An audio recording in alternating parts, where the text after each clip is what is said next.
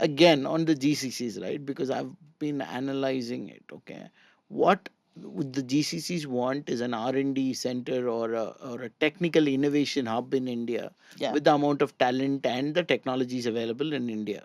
yeah. But then they set up an office, and then they end up hiring somebody from a top IT major who all his life has done only a timesheet management and revenue sheet management based on the number of hours and the number of Which heads. GCCs are hiring people like that? Tell me. So no, I Sorry, that was controversial. I'll not tell the names, but so then they expect him to come and handle this GCC, and then that becomes a smaller emphasis, a smaller TCS. Yeah, and I mean, personally, again, I wouldn't agree with that decision. I think it's not the right way to go. So I think when you're setting up an R&D and D and you're setting up an innovation hub, you need to make the right hires who actually, you know, enable innovation. Who let people be, because I mean, fortunately or unfortunately, and more so with innovation, things take time. You can have an idea and you can find a solution, but sometimes you just need to ideate. You need to fail fast. You need to have there's a method to that madness as well.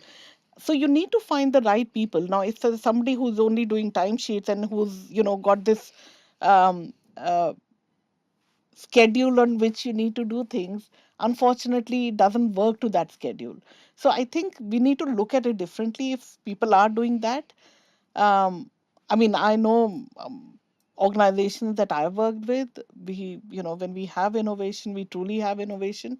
We find solutions to problems. We find, in fact, we build in fact, I'd build what we call a T hub, a technology hub.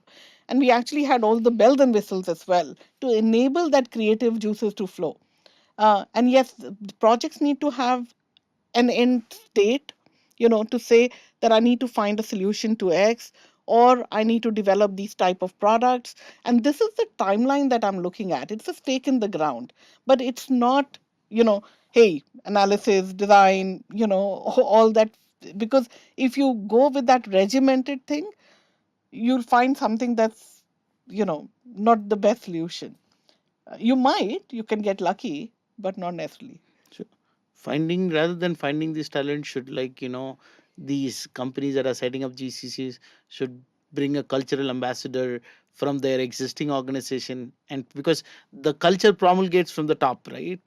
So whatever your So, beliefs are generally tend to be the organization's yeah. beliefs. So you know there are people like that who are here, No, but there are enough people here.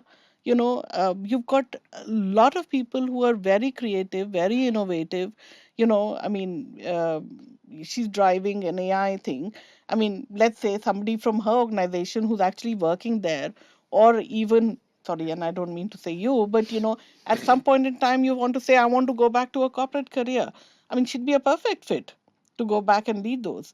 So we need to be open to, I don't have to get somebody who's at a certain state, has a title attached to them that he's leading 500 people in, and is called a director something.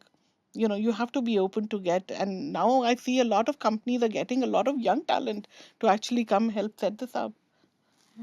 gotcha.